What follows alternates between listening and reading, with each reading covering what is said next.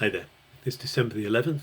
We're continuing our journey through John's Revelation, the revelation of Jesus Christ as he calls it, and we're in chapter 2, reading from verses 18 through to chapter 3 and verse 6. So today we're covering two letters, one to the church of Thyatira and the other one to the church of Sardis. Remember, John is writing at the instigation of the Spirit of God, Jesus speaking to him. He's writing to these 7 churches, and these are 2 more of them. So Thyatira was originally a Greek city called Pelopoeia, but in 290 BC, King Seleucus I had a daughter. He decided to rename Pelopoeia Thyatira, which sounds like the Greek word for daughter, Thyatira, and so that's why it's called Thyatira. It's the modern Turkish town of Akhisar, and it's a bit inland from Ephesus and Smyrna.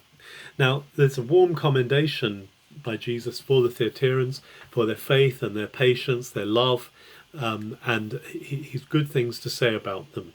However, he highlights the fact that they've been listening to a false prophetess, one who has been encouraging them to go to pagan idol feasts, one he calls Jezebel, harking back to the wife of Ahab in the Hebrew scriptures. It seems she's been warned before, and now she's going to be stopped, her and her lovers, as it were, those who are in adultery with her, by sickness.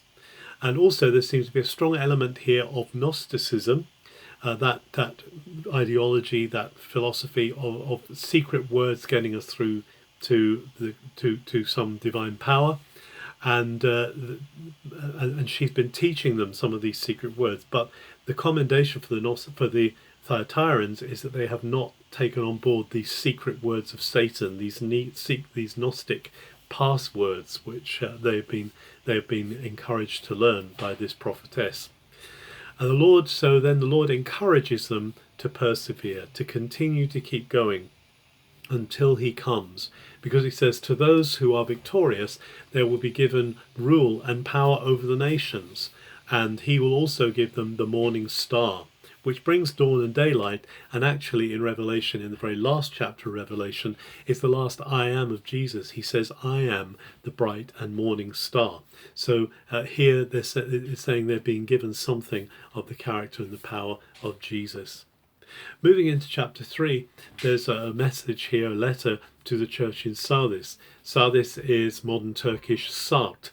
At one time this was the provincial capital of the kingdom of Lydia. Its river, the Pactolus, was gold-bearing, and the area was known for its great wealth and also its creative arts. But Sardis, unlike other churches here, doesn't receive any words of affirmation, unlike Thyatira before it. It's immediately receiving judgment because of the fact that it thinks it's doing well. It thinks it lives, John says, but actually it's dead. And maybe that's proof there that it's possible for a church to be dead and not know it. God says to them that they need to turn around, to revive what is dying before it's too late.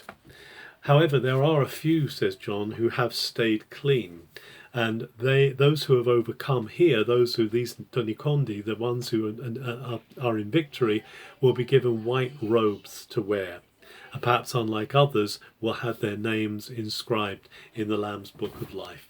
It's so important that as we continue our journey with Jesus, that we are vigilant, that we are watching our own lives, and particularly that we are not falling into entropy, falling into that way of just being comfortable, everything is all right.